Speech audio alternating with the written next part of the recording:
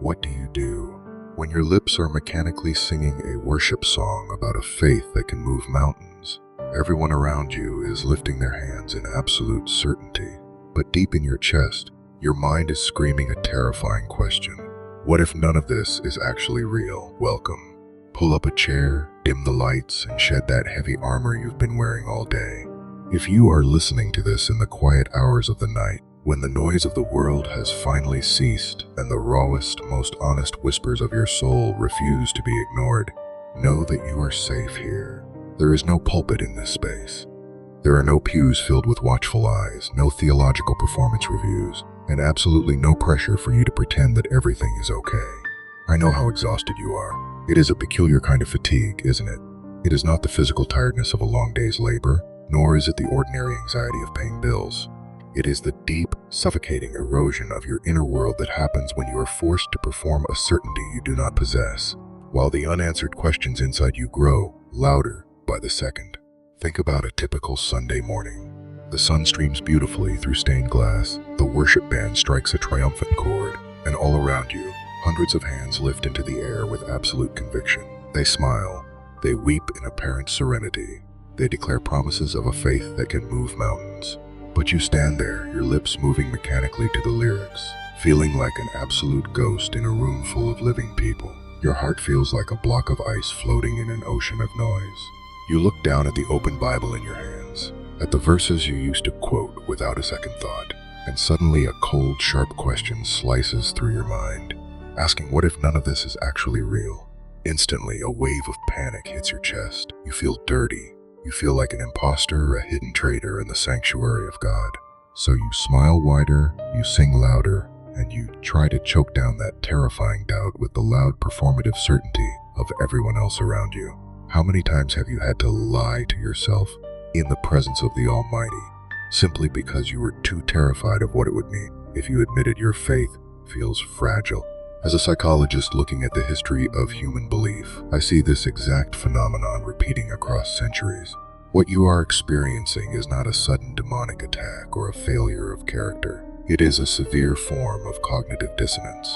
The human brain is a meaning-making machine that absolutely loathes ambiguity. When life hits us with agonizing paradoxes, a child dying of cancer despite thousands of prayers, or a devastating betrayal from a trusted spiritual leader, our psychological safety is threatened. To escape the terrifying tension of mystery, the religious mind often retreats into what we call cognitive closure. We package God into neat, digestible cliches. We construct a theology that operates like a cosmic vending machine. But the neurobiology of forced certainty tells a darker story. When you constantly suppress honest intellectual questions to protect a fragile illusion of faith, you activate the brain's chronic stress pathways. You do not actually become more faithful, you just become more anxious. The forced certainty we see weaponized in so many modern spiritual spaces is not the fruit of the Spirit. It is a psychological defense mechanism, a high-walled fortress built out of the profound fear of abandonment and the terrifying silence of the universe. I remember walking through my own dark hallway of this paradox years ago. I was deeply embedded in ministry, standing before crowds, speaking words of absolute assurance. Yet, when the stage lights went down and I returned to the silence of my room, I would look up at the ceiling and feel an absolute hollow emptiness. It felt as though the God I had built my entire life around had simply packed up and walked away, leaving me to manage an empty museum of old spiritual memories. I remember gathering the courage to speak to a seasoned spiritual mentor. My palms were sweating, my voice was shaking, and I confessed that I could no longer feel the presence of God, that the logical holes in our theology were keeping me awake at night. He didn't look at me with empathy. He looked at me with clinical alarm. He told me I needed to fast, to declare scripture over my mind, and to rebuke the enemy. That counsel did not save me. It felt like a psychological execution.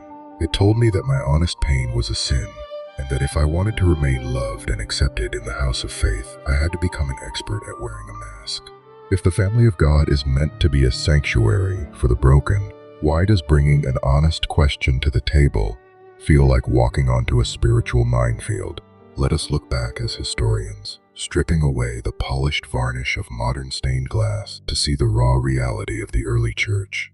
Consider the upper room in Jerusalem days after the crucifixion. The doors are locked tightly, not out of holy reverence, but out of sheer, unadulterated terror. In the corner of that room stands a man named Thomas. Church history has been incredibly unkind to him, branding him forever as the doubter, using his story as a cautionary tale to scare anyone who dares to think critically. But if we view Thomas through the lens of psychological trauma, his behavior is profoundly human and entirely justified. Thomas had given up everything for 3 years to follow Jesus. He had watched him heal the sick, raise the dead, and promise a new kingdom. And then he had to watch that same Jesus get stripped, beaten, humiliated, and nailed to a Roman cross like a common criminal. Thomas's entire universe didn't just shake, it shattered. When the other disciples later rushed to him, claiming they had seen the resurrected Lord, Thomas refused to participate in their collective ecstasy. His demand to see the print of the nails and to place his hand into the wounded side was not an act of arrogant skepticism.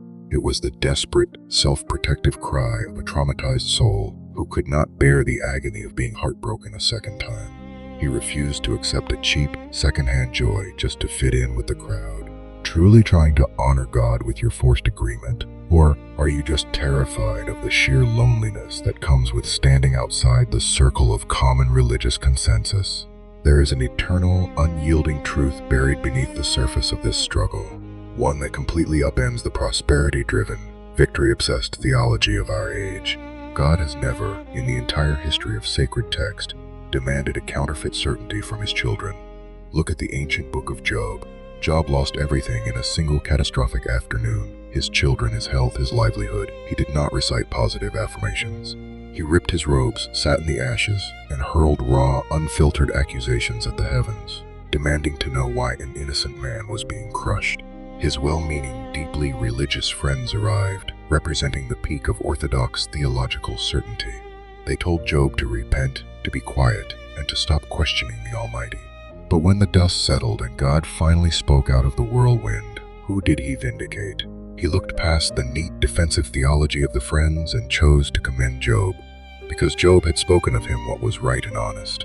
The eternal truth we must sit with is this: God is not threatened by your questions. He is not a fragile ego waiting to be validated by your forced compliments. He understands that we are dust, that we are finite creatures trapped in a finite world, and that in our limitation, doubt is not the opposite of faith. It is the very shadow that faith casts when it stands in the light of a complex reality. When you worship an absolute certainty instead of the living God, you have not found truth. You have merely built an idol out of your own theological comfort zone. We must let this pain sit here, heavy and unresolved. The paradox of the believer afraid to doubt is a quiet agony that eats away at the soul from the inside out. It is the misery of being deeply involved in a community, yet feeling completely unseen. You continue to show up, you continue to serve, but every nod of agreement feels like a slow betrayal of your own integrity. You are trapped between two terrors: the terror of losing God if you admit your doubt, and the terror of losing yourself if you keep pretending.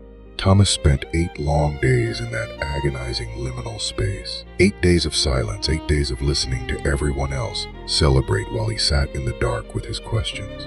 There was no sudden rescue, no easy answer given to alleviate the sheer weight of his isolation. And that is exactly where we must remain for now, in the heavy, unglamorous tension of the waiting. Does the version of God you are trying so hard to believe in actually exist? Or have you been suffocating your soul to serve a character created by the fears of men? Let the silence settle around you for a moment. If you are still awake, still listening, it means the questions haven't let you go yet. Tonight, I want to take you on a journey backward through time. We are going to leave the polished, brightly lit sanctuaries of the 21st century behind, with all their professional graphics and easy answers, and we are going to walk straight into the dusty, suffocating heat of 1st century Jerusalem.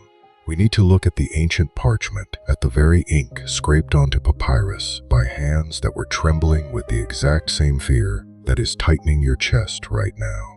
The core text that our spiritual culture so easily glosses over is found in the Gospel of John, chapter 20, verse 25, where Thomas stands before his peers and utters those famous, stubborn words, "Unless I see the nail marks in his hands and put my finger where the nails were and put my hand into his side, I will not believe." To truly understand what is happening under the surface of this ancient text, we have to look at the original Greek language in which it was written. but we cannot look at it like dry academics analyzing dead letters on a page. We have to treat these words as emotional archaeology. When Jesus later addresses Thomas in verse 27, he uses a specific word that English Bibles frequently translate as faithless or unbelieving. The Greek word is apistos. In our modern religious vocabulary, being faithless sounds like a moral failure, a lack of willpower, or a rebellious decision to turn your back on God. But in the ancient world, the root of this word carries a far more visceral, terrifying physical metaphor. Apistos is the description of a structural collapse. It describes a house whose main load-bearing pillar has just cracked down the center, causing the entire roof to actively cave in on the people trapped inside. It is the image of a massive merchant ship whose anchor cable has violently snapped in the dead of night during a gale, leaving the vessel completely unmoored, drifting helplessly toward a wall of jagged black rocks. How does this ancient structural collapse mirror what you felt this morning when you sat on the edge of your bed, looked at the religious expectations waiting for you, and felt the entire roof of your childhood certainty caving in on your chest? You see, Thomas wasn't suffering from a casual intellectual skepticism. He was living inside the wreckage of a collapsed house. When he looked at his life, the anchor had snapped. Think about another word that defines this state of mind, a word used throughout the New Testament to describe the concept of doubt: distazo. If you look at the mechanics of distazo, it is formed by two distinct parts, dis meaning twice or double, and stasis meaning standing.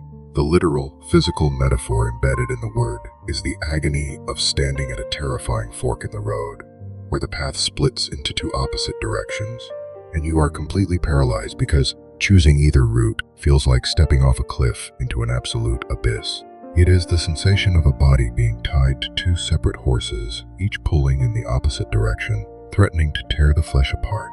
It is not an intellectual game.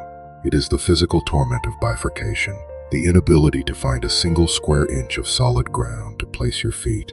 Think about the split-second panic you felt this morning when you walked into your workplace or your church, put on that practiced, pleasant smile for your friends, while internally, your mind was screaming at the fork in the road, utterly torn between the performance of belief and the reality of your emptiness. Let us step out of the dictionary and look at the actual streets where this tragedy occurred, because we often forget that the biblical era was populated by real, breathing humans who bled real blood and cried tears that tasted just as salty as yours do tonight. The Jerusalem that Thomas walked through in the days following the crucifixion was an absolute precursor of social and political despair. The Roman Empire was not a distant historical abstraction. It was a brutal, crushing military occupation that lined the public roads with decomposing corpses to remind the population exactly who owned them. The crucifixion of Jesus was not a clean theological event designed for a Good Friday liturgy. It was a public state-sponsored execution intended to completely humiliate and terrify the Jewish populace. It was noisy. It smelled of sweat, dust, iron, and feces. When the cross was dropped into the ground, it didn't just kill a man, it crushed an entire geopolitical and spiritual movement. The disciples were not sitting in a cozy study writing systematic theology commentaries. They were political outlaws hiding in a sweat-drenched, claustrophobic upper room, listening to every footstep on the stairs outside, terrified that the Roman guard or the temple police would break down the door and drag them to the next set of crosses. They had spent 3 years believing that this specific rabbi was the literal answer to the centuries of systemic oppression their nation had endured. They had left their fishing boats, their tax booths, their families, and their safety because they were certain that the kingdom was coming. And in a matter of 6 hours, that entire certainty was reduced to a bloody corpse, wrapped in linen inside a borrowed grave. The psychological trauma in that room was absolute. They were mourning the death of their master, yes, but they were also mourning the death of their own futures, the total execution of their hope. How does that crushing weight of ancient political and spiritual disillusionment mirror the quiet despair you felt this morning, when you realized that the religious community you gave your youth, your money, and your devotion to is deeply fractured, compromised, and utterly incapable of protecting you from the harsh realities of the world?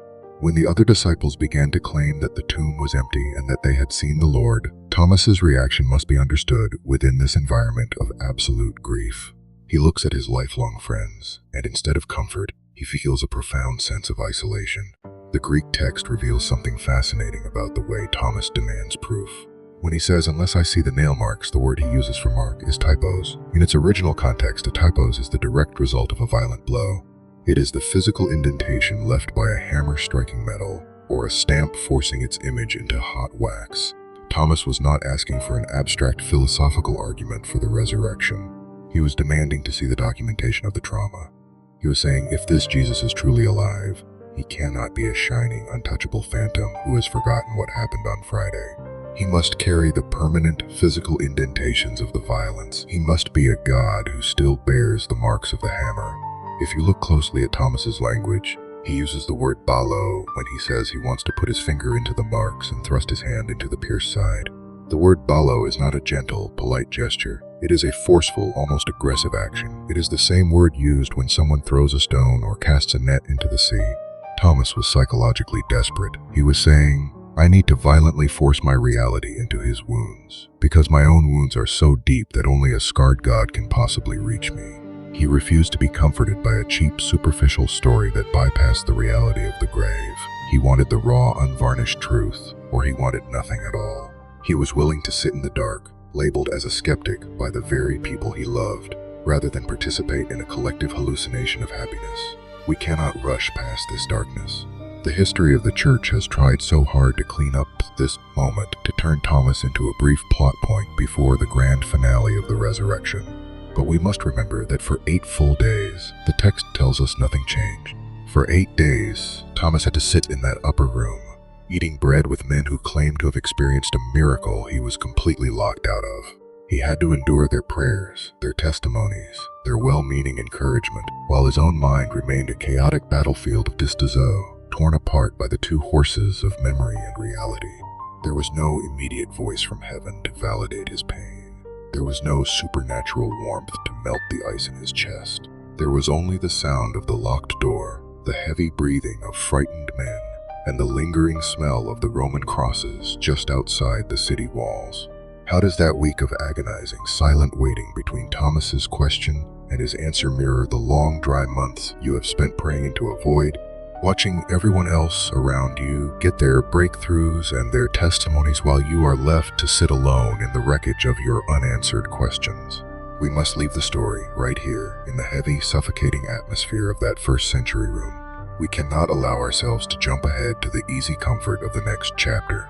The text demands that we feel the full weight of the ancient disappointment before we can ever begin to understand what true restoration looks like. Thomas is still sitting in the dark, his hand is still empty, the door is still locked, and the silence of God is still absolute. Stay with me here in the quiet. We are moving deeper into the shadows of the human psyche tonight, exploring a terrain that very few religious spaces have the courage to map out. When you are trapped in the vice grip of forced certainty, you begin to feel like a freak of nature, an isolated anomaly, who somehow missed the memo on how to be a good Christian. But psychology and history tell us that you are actually walking a path, worn smooth by some of the most monumental figures to ever walk the earth. There is a specific archetype for this suffering. It is the archetype of the forerunner whose brilliant, blinding clarity suddenly crashes into an absolute brick wall of silence. To see this clearly, we have to look past Thomas for a moment and travel further down into the desolate, sulfur-soaked fortress of Machaerus near the dead shores of the Dead Sea. There, languishing in a subterranean dungeon, sits John the Baptist. This was the man who stood in the wild waters of the Jordan River, pointing his finger with absolute, unshakable certainty, declaring to the cosmos that he had seen the Lamb of God. He was the one who possessed the ultimate blueprint of how the Messiah would operate. He preached a gospel of fire, an imminent winnowing fork that would clear the threshing floor, a divine axe that would chop down the trees of systemic corruption. He was completely certain, but now months have passed. He is locked in a dark, damp stone cell. The air is thick with the stench of his own sweat, and the distant sounds of Herod's decadent, drunken parties echoing through the floorboards above him. And what does he hear about this Messiah he proclaimed? Jesus is not picking up an axe. He is not burning the chaff with unquenchable fire. He is attending dinner parties with corrupt tax collectors, touching untouchable lepers, and preaching about mustard seeds to a crowd of peasants. Jesus is completely violating John's theological system. In that dark cell, the psychological architecture of John's certainty collapses. He calls his remaining disciples and sends them to Jesus with a raw, bleeding question that must have tasted like ash in his mouth. Are you the one who is to come, or should we expect someone else? Have you ever looked out at the reality of your life from the dark dungeon of your own unanswered prayers and realized that the version of God you spent years serving looks absolutely nothing like the reality standing in front of you tonight? Look at the psychological anatomy of that question. This is John the Baptist, the cousin of Christ, the greatest born of women, openly questioning if he backed the wrong horse. He was experiencing the ultimate crisis of forced certainty. He had built his entire identity, his ministry, his life's work on a specific theological expectation, and reality was refusing to cooperate.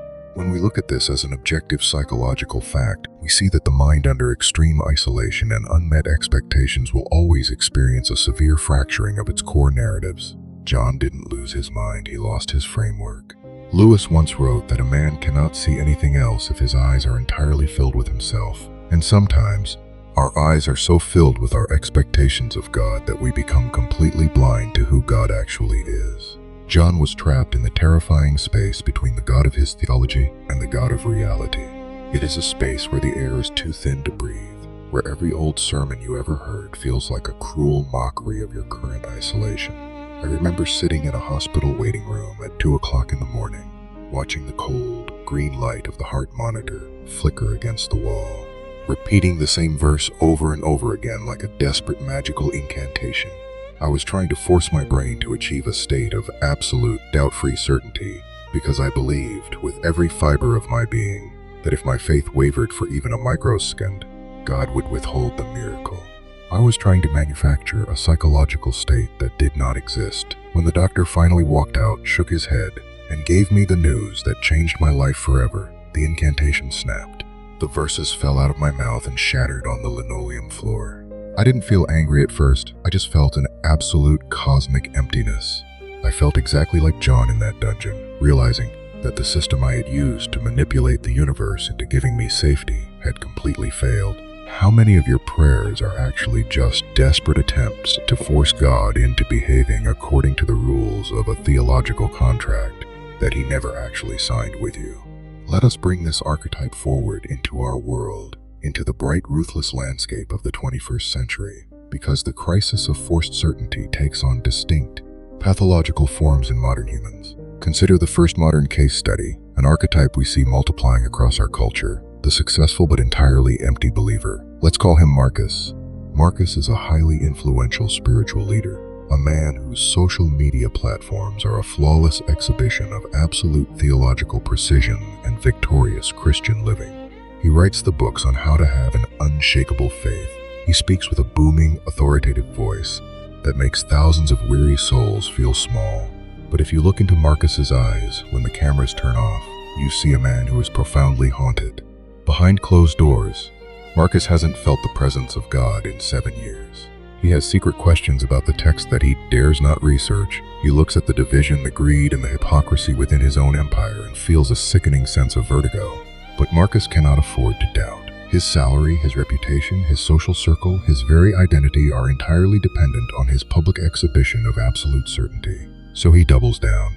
He becomes more dogmatic, more aggressive against anyone who questions the status quo. He weaponizes his public theology to build a Faudai to protect his private terror. He is highly successful, widely admired, and internally he is a rotting corpse suffocating under the weight of his own brand. Does the fear of losing your place in your community keep you trapped in a performance of belief that is slowly killing the most honest parts of who you are? Now consider the second modern case study, the shadow side of Marcus, the failed and bitter deconstructor. Let's call her Sarah. Sarah grew up in the exact same environment of forced certainty. She was the golden child of her religious community, believing every platitude without question. Then, her life fell apart. She experienced a profound relational trauma that her church tried to solve with cheap spiritual gaslighting, telling her that if she just forgave more and prayed harder, her pain would disappear. The system broke. But instead of sitting in the holy tension of the wreckage, Sarah took the raw energy of her pain and inverted it. She left the church, but she brought the exact same psychological rigidity with her into the secular world. Today, Sarah runs a platform dedicated to tearing down everything she once built. She speaks about her cynicism with the exact same dogmatic, absolute certainty that her pastors used to preach about heaven. She has no room for nuance, no patience for mystery, and an absolute hatred for anyone who still finds meaning in the text. She thinks she is free, but she is still trapped in the exact same binary cage. Her certainty didn't dissolve, it just changed its clothes. She is consumed by a burning, vengeful bitterness, using her intellect as a weapon to ensure that no one else can feel safe in a space where she was so deeply wounded. Have you run away from the rigidity of your past religious trauma, only to build a new, cynical prison for your soul where hope is forbidden and vulnerability is mocked as a weakness? Why is it that the biblical archetype behaves so differently from these two modern casualties of forced certainty? Why did John the Baptist, in his moment of absolute crisis, look so radically different from Marcus's hollow performance and Sarah's cynical venom? The comparative logic comes down to a single, profound psychological distinction. John the Baptist took his raw, bleeding doubt and addressed it directly to the source, whereas modern humans take their doubt and turn it into an ego-driven identity. Marcus uses certainty to feed his ego. Sarah uses cynicism to protect her ego. Both of them are using a rigid framework to avoid the terrifying, vulnerable experience of being completely naked before a silent heaven. John the Baptist did not try to preserve his brand. He didn't care that sending his disciples to ask that public question would make him look weak or unstable to his followers. He also didn't format his doubt into a cynical manifesto to burn down the movement he had started. He simply stood in his limitation, holding his broken framework in his bleeding hands, and demanded an honest relationship with the real Jesus, even if it meant the death of his own theology. The biblical archetype teaches us that true faith is not the absence of doubt, it is the capacity to bring your doubt directly into the presence of the one you are questioning. It is the willingness to say, I do not understand you, you are breaking my heart, you are violating my systems, but I am still here, screaming into your silence because I refuse to settle for a cheap substitute. Modern culture tells you that you must either be a soldier of absolute certainty or a champion of absolute deconstruction. It forces you to choose a side in a war of egos. But the late-night reality of the soul knows that both sides are just different ways of hiding from the terrifying beauty of a God who refuses to be controlled by our minds. John the Baptist remained in that cell. The text does not tell us that his chains miraculously fell off after he sent that question. It doesn't tell us that a wave of supernatural euphoria washed over his mind. He had to sit there in the dark, waiting for his disciples to return with a message from a cousin who was busy changing the world without him. Can you endure the loneliness of dropping your defensive certainties and your cynical shields, just to sit quietly in the dark with the raw, unvarnished reality of your questions tonight? But listen to me closely now. What if we have misread the darkness entirely? What if the heavy, suffocating silence we have been analyzing for the last hour is not the static air of a tomb, but the warm, cramped darkness of a womb? We have spent so long looking at your doubt as a terrifying symptom of decay, a sign that your spiritual architecture is rotting from the inside out. But I want to flip the camera tonight. I want to suggest to you a possibility that your religious anxiety has completely blinded you to, that your doubt is not the enemy of your faith, but the very mechanism that God is using to save it. What if the agony you felt this morning wasn't the sound of your faith dying, but the sound of your soul outgrowing the small, plastic box you tried to keep the creator of the universe in for all these years? Let us perform an immediate logic reset on your conscience, because the guilt you are carrying is a useless, toxic weight that is paralyzing your ability to heal. Think about this as a pure physiological fact. A dead body does not feel pain. You can take a scalpel to a corpse in a morgue. You can cut deep into its flesh, and it will never flinch, never scream, and never bleed. It is completely indifferent because life has left the building. The very fact that you are experiencing this excruciating internal friction, the fact that you are grieving over the silence of God, and the fact that your mind feels torn apart by these questions is the ultimate undeniable proof that your soul is vividly alive. A dead faith doesn't wrestle. A dead faith doesn't stay awake at 2 o'clock in the morning crying out for reality. A dead faith is comfortable, complacent, and perfectly content with cold, dead routines. Your pain is not a sign of spiritual death. It is the burning, throbbing sensation of spiritual nerve endings coming back to life after years of being numbed by performative religion. Why have you been condemning yourself for the struggle, when the struggle itself is the only piece of evidence proving that you still care enough to want the truth? To understand exactly what is happening to you right now, we have to look at a profound, ancient theological concept that modern church culture has almost entirely forgotten. For centuries, the mystics and the early church fathers talked about two distinct ways of knowing God. The first is what they called cataphatic theology, which is the way of affirmation. It is the theology of words, concepts, images, and definitions. It says God is a shepherd, God is light, God is a fortress. This is where we all begin our journey, and it is a beautiful, necessary place. But the ancient masters knew that if you stay there too long, you will inevitably turn those descriptions into an idol. You will begin to worship the word light instead of the light itself. So they introduced a rare, deeper framework called apophatic theology, or what history calls the via negativa, the way of negation. The via negativa is the theological reality that God is so utterly vast, so radically transcendent, that he can only be truly known by stripping away everything that he is not. It is the realization that our human concepts are fundamentally too small to hold him. In this framework, darkness is not the absence of God. It is what the ancient text calls the divine dark, the blinding cloud of unknowing where God hides his glory from our arrogant intellectual control. When your forced certainty shatters, you are not falling away from God. You are actually breaking through the cataphatic illusions of him. You are being forced onto the via negativa. God is deliberately letting your definitions of him die so that you can finally encounter him as he truly is, beyond your words, beyond your systems, and beyond your control. How much of the panic you feel tonight is actually just the death of a character you invented and named God, so that the real, uncontainable God can finally take his rightful place in your life? Look at what this does to your guilt. It recontextualizes your entire crisis. Suddenly, the fact that you can no longer find comfort in cheap religious cliches is no longer a failure of your willpower. It is a divine intervention. It means God loves you too much to let you remain a spiritual infant, living off the secondhand certainties of other men. He is intentionally withdrawing the emotional candy, the easy goosebumps, and the neat theological formulas. He is clearing the room. He is creating a vast hollow vacuum inside your spirit, a hunger that cannot be satisfied by anything less than raw, unvarnished reality. This is what the great psychologist Carl Jung meant when he noted that there is no coming to consciousness without pain. The fracturing of your certainty is the precise moment your faith transitions from an inherited social habit into an existential, deeply personal reality.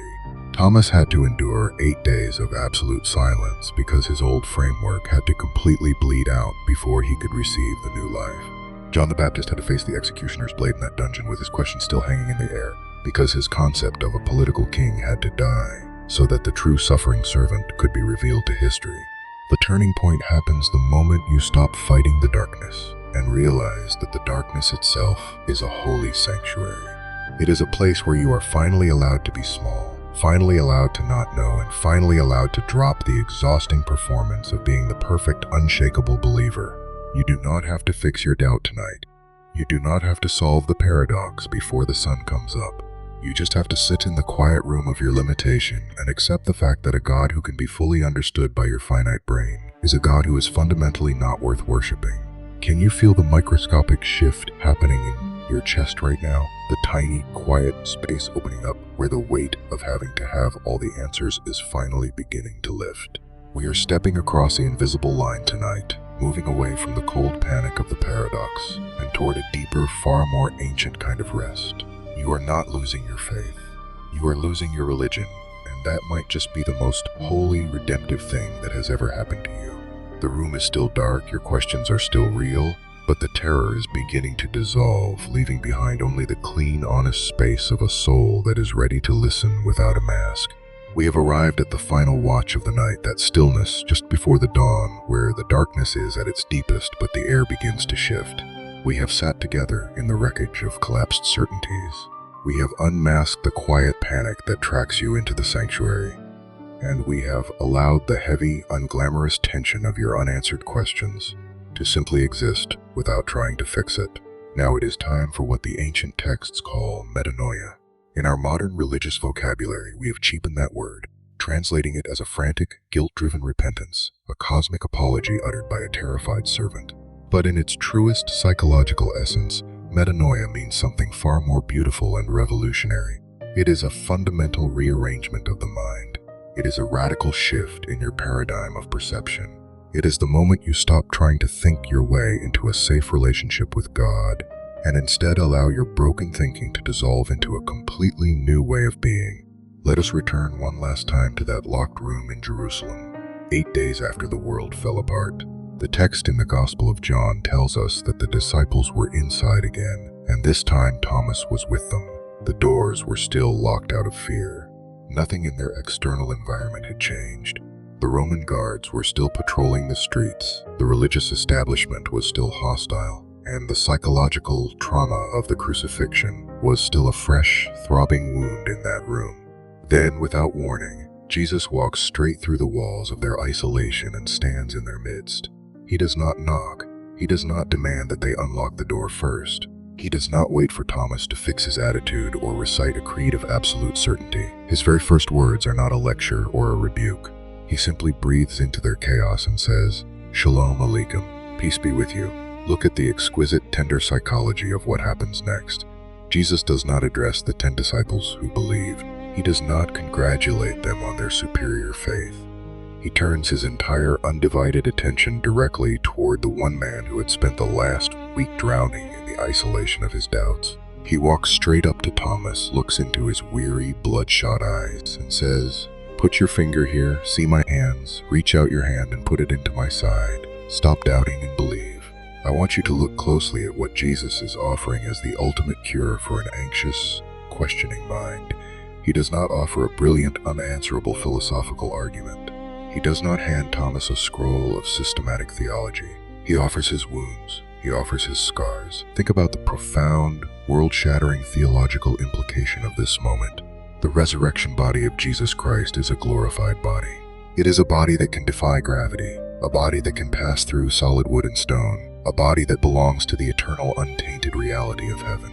If anyone had the right to a flawless, unblemished, perfectly healed anatomy, it was the conquered King of Glory. He could have easily erased every trace of Friday's violence. He could have appeared as a shining, pristine phantom of absolute perfection, but he chose not to. He chose to carry the permanent, physical indentations of human cruelty into eternity. He kept the holes in his wrists. He kept the deep, jagged tear in his side. He preserved his trauma. Why? Because he knew that a world breaking under the weight of its own suffering would never be healed by an untouchable, unblemished deity. He knew that your weary, questioning mind doesn't need a God who has never bled. You need a God whose glory is defined by his willingness to be broken with you. How does it feel to realize that the real Jesus is not waiting for you to become perfect, but is actually inviting you tonight to reach out your hand and touch the permanent scars he kept just to prove he understands your pain? This is where your practical psychological transformation begins. If you want to turn this late-night reflection into real transformative action, the first step you must take tonight is the absolute relinquishment of your role as God's cosmic protector. You have to stop trying to protect his reputation by pretending to be more certain than you actually are. For years, your religious conditioning has told you that you must act as a defense attorney for the Almighty, that you must maintain a flawless exhibit of faith to prove to the world that your theology works. That is an exhausting, soul-killing lie. God does not need an attorney. He is the creator of the stars. He is the architect of the deep oceans. He is entirely capable of handling his own reputation, and he is certainly big enough to survive your honest questions. When you drop the defense, something miraculous happens to your nervous system. The bracing stops. The tight, defensive muscles around your chest begin to soften. You stop white-knuckling your way through worship services. You give yourself permission to simply be a human being who doesn't have it all figured out. This is a deliberate act of psychological surrender. It means that the next time a wave of hoary doubt hits your mind, instead of panicking, instead of rushing to read another apologetics book or forcing yourself to repeat a cliche, you simply sit down, take a deep breath, and say to the dark room, "I do not know the answer to this, and that is okay." You choose to let go of the brittle, glass fortress of forced certainty, and you allow yourself to fall backward into the deep, flexible safety of mystery. This leads us directly into the second practical discipline of metanoia. which is the cultivation of holy silence, the intentional migration from the arid desert of performative noise into the cool, dark well of quiet trust. We live in a spiritual culture that is profoundly addicted to noise. We believe that if we aren't constantly talking to God, singing to God, or studying about God, our faith will simply wither away. But when you are in a crisis of forced certainty, more words will only choke you. More sermons will only feel like sand in your mouth. You need to learn the art of what the ancient contemplative masters called hesychia, the quietness of the heart. I want to challenge you to practice this tomorrow morning.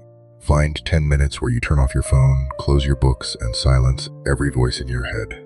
Do not pray a traditional prayer. Do not ask for anything. Do not try to generate a specific spiritual emotion. Just sit in the stillness with your questions hanging in the air like dust motes in a shaft of morning light. Imagine your soul as a muddy pool of water that has been violently stirred up by years of religious anxiety. If you keep thrashing around in that pool, trying to force the mud to settle with your bare hands, you will only make the water cloudier. But if you have the courage to simply sit still, to do absolutely nothing, the sediment will eventually sink to the bottom on its own weight. The water will become clear. In that silence, you are entering the epiphatic cloud. You are allowing God to communicate with you, not through the noisy concepts of your mind, but through the wordless, foundational reality of His presence. You are learning to rest in Him, not because you have all the answers, but because you have finally realized that you don't need them to be safe. Can you find the courage to stop talking to a God you are currently confused by, long enough to hear the quiet heartbeat of His presence beneath the noise of your own anxiety? The third and final step of this transformation is the integration of your scars, the radical acceptance of your own spiritual and psychological wounds as the very canvas upon which your real faith will be drawn. We have this destructive illusion that our doubts are an ugly detour, a wasted season of life that we must quickly get over so we can return to the real journey. But history shows us that the detour is the journey, the scar is the sermon. When Thomas touched the wounds of Jesus, his own internal fracture was instantly healed. But notice that he didn't become a man who forgot his doubts. He became a man whose faith was forever anchored in the reality of suffering. Your questions have changed you. They have ruined you for cheap, superficial religion. You will never again be able to sit comfortably under a boxangs that promises health, wealth, and seamless prosperity to those who just pray enough. You will never again be able to look at a suffering person and offer them a trite, judgmental platitude, and that is an absolute mercy. Your doubt has broken your religious pride. It has shattered your self-righteousness. It has made you soft, empathetic, and deeply sensitive to the hidden pain of the people around you. You are being converted from a loud champion of dogmatic certainty into a quiet, wounded healer for a generation that is completely dying of spiritual gaslighting. Your scars are not a blemish on your record. They are your credentials. They are the proof that you have wrestled with the angel in the dark of the night and survived, even if you have to walk into the rest of your life with a permanent, painful limp. Look out the window. The night is finally drawing to a close. The first faint lines of gray are beginning to trace themselves across the horizon. You have survived another night with your thoughts. I want you to look at the version of God you are holding in your mind right now. Is he still that angry, fragile taskmaster who demands a counterfeit perfection and an impossible, unshakable certainty? Or are you beginning to see the outline of a different character altogether? A character who walks right through the locked doors of your fear. A character who stands in the center of your messy, chaotic life, breathing out an unconditional shalom. A character who doesn't ask you to hide your wounds, because he is entirely too busy showing you his own. You can rest now. The performance is over. The mask has broken and the sky didn't fall. You are allowed to be a believer who doubts. You are allowed to be a seeker who is lost in the mist. Your questioning mind is not an outcast in the kingdom of heaven. It is the very lamb that the shepherd has left the 99 to find in the dark valleys of the night. Sleep now with the clean, quiet assurance that you are loved not for the perfection of your theology, but for the beautiful, honest vulnerability of your seeking soul. The dawn is coming and you are going to be okay. We are floating in that liminal hour now, that thin, sacred space where the conscious mind finally grows too tired to defend itself, and the deeper current of the soul begins to break through the floorboards of our awareness. The radio tower outside continues to pulse its lonely light into the dark, And inside this room, the air feels cool, heavy with the unsaid, heavy with the weight of every secret you have hidden behind your eyes for months. It is funny how the mind moves when we give it permission to stop performing, how it drifts backward through the hallways of our lives, picking up pieces of old conversations, old prayers, and old hurts that we thought we had buried deep within the earth. Let yourself drift into this stream of consciousness with me tonight, because we are no longer dissecting a text or analyzing a historical figure. We are simply listening to the quiet, wandering movements of your own heart as it tries to find its way home in the dark. Perhaps you have wondered lately, during those long drives home, when the dashboard light is the only thing illuminating your face, if the real tragedy of this season isn't that you have lost your connection to God, but that you have entirely lost the person you used to be before all these heavy questions started. There was a time, wasn't there, when everything felt so wonderfully simple, when you could lift your voice in a crowded room and feel a genuine, unfiltered warmth washing over your chest. A time when the words of the text felt like a soft blanket, rather than a complex puzzle you are constantly failing to solve. You miss that child. You miss the unvarnished innocence of a faith that didn't require an intellectual defense mechanism to survive the morning. And now, as you look at your reflection in the glass, you see someone who looks older, someone whose eyes carry a quiet, guarded exhaustion, and you find yourself mourning the loss of that sweet, uncomplicated certainty as if a dear friend had died in the night. There are nights when the silence of your room asks us whether we are actually running away from the true light of the Creator, or if we are simply running away from the heavy, suffocating shadows that fearful men have cast over it. It is a terrifying distinction to make, because for so long you were taught that the institution and the Almighty were the exact same thing, that to doubt the structure was to reject the Savior. But as you sit here in the dark, the quietness whispers that perhaps your frustration is not with the man of sorrows who wept at the grave of Lazarus, but with the professional religious industry that demands you present a polished, painless version of your life every single week, just to be considered worthy of grace. You have been carrying the burden of their expectations, treating their disapproval as if it were the literal judgment of heaven, and it has broken your spirit.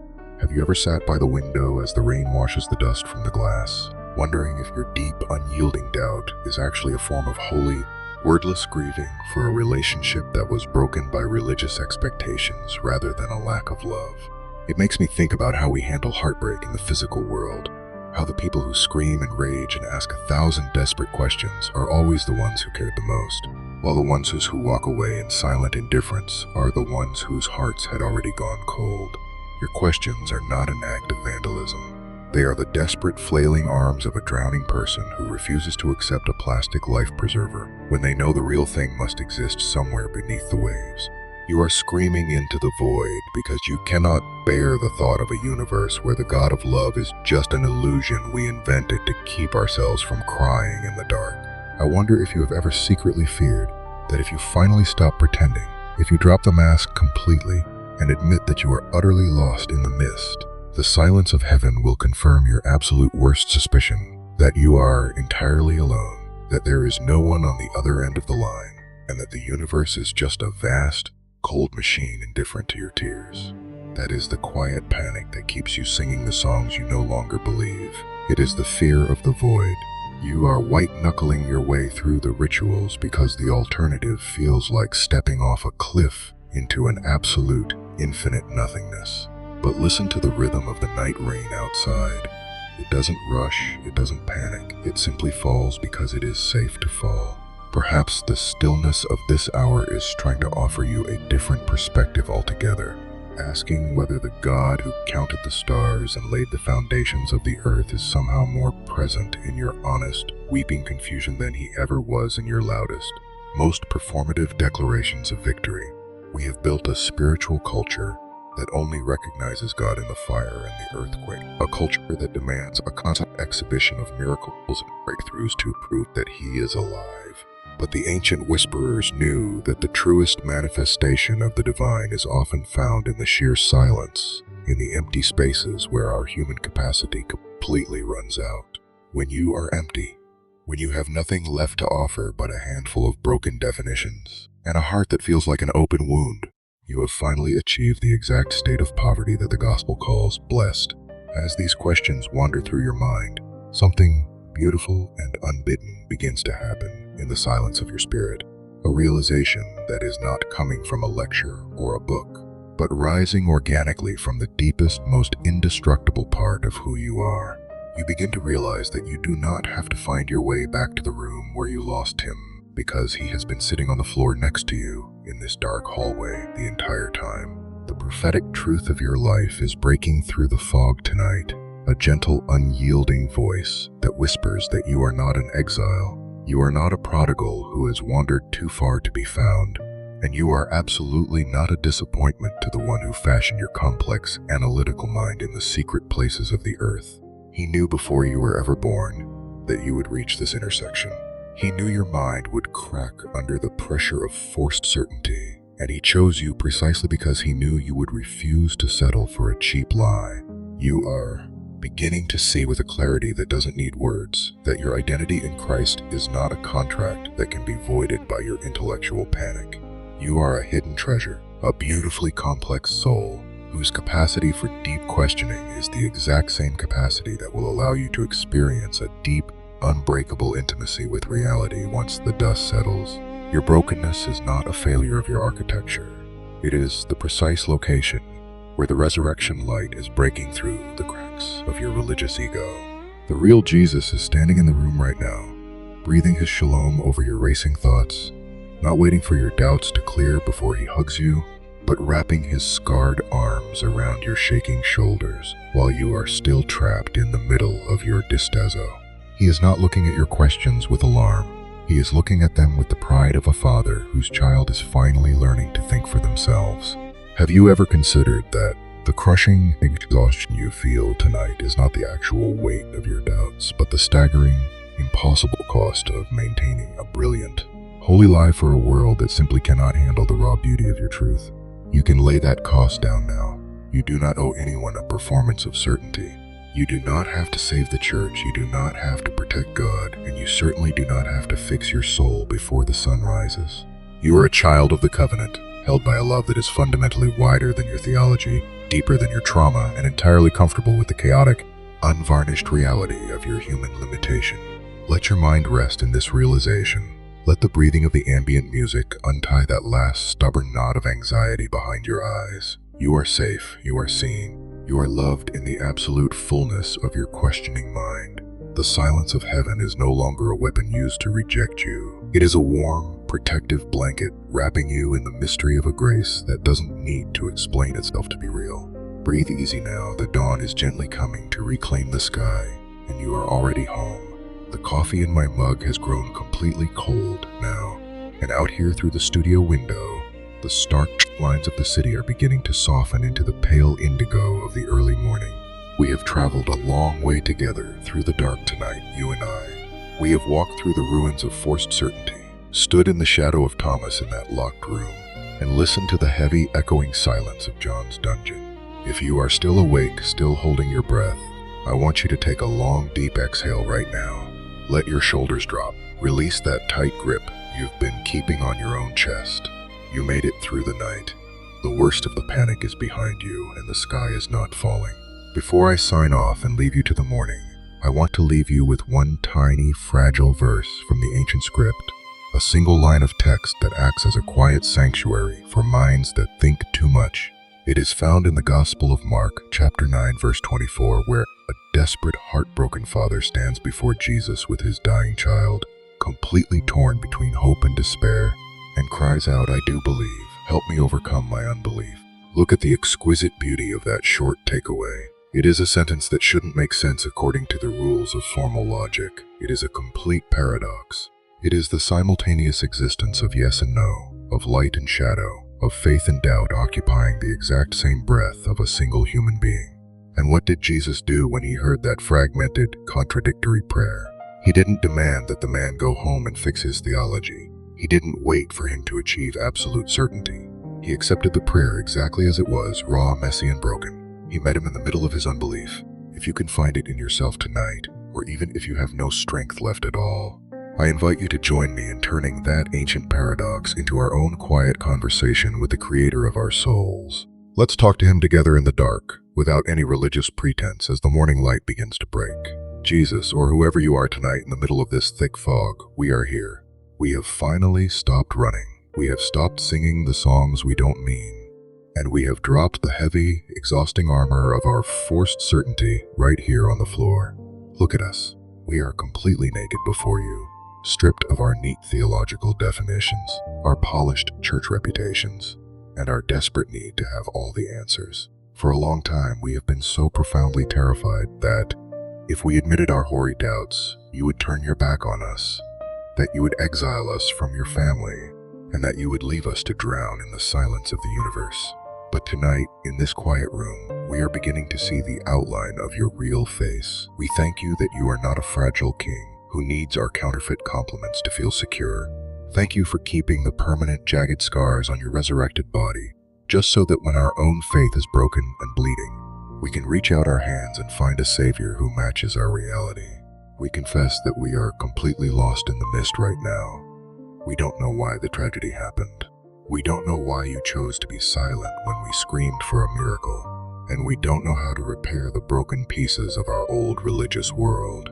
We pray tonight for the courage to simply not know. Forgive us for the times we turned our certainty into an idol, using our rigid doctrines to hide from the terrifying beauty of your mystery. We ask that you would sanctify our doubt. Wash away the toxic, useless guilt that has been paralyzing our souls, and let us understand that this excruciating internal friction is the ultimate proof that our spirit is still vividly alive. If our old religion must die so that a real relationship with you can be born, then let it bleed out. We release our role as your defense attorneys. We trust you enough to let go of the steering wheel. Breathe your shalom over the person listening to my voice right now, specifically into those deep, dark crevices of their mind where the quiet panic still lingers. Meet them on the edge of their bed. Meet them in the silence of their car. Let them feel the structural weight of your unconditional love collapsing the walls of their religious anxiety, wrapping them in a grace that doesn't need to be explained to be completely real. We carry our belief, and we carry our unbelief, and we lay them both into your scarred hands, trusting that you are entirely big enough to hold them both together. This is your late night host, signing off from the Midnight Watch. The studio lights are turning off one by one. The transmitter is sending its last quiet waves into the cool morning air, and the sun is finally rising over the city. Go to sleep now. Lay your head down on the pillow with the clean, honest assurance that you are completely safe in the cloud of unknowing. You are loved, you are seen, and you are going to be okay. Good night, my friend. Peace be with your weary, beautiful mind.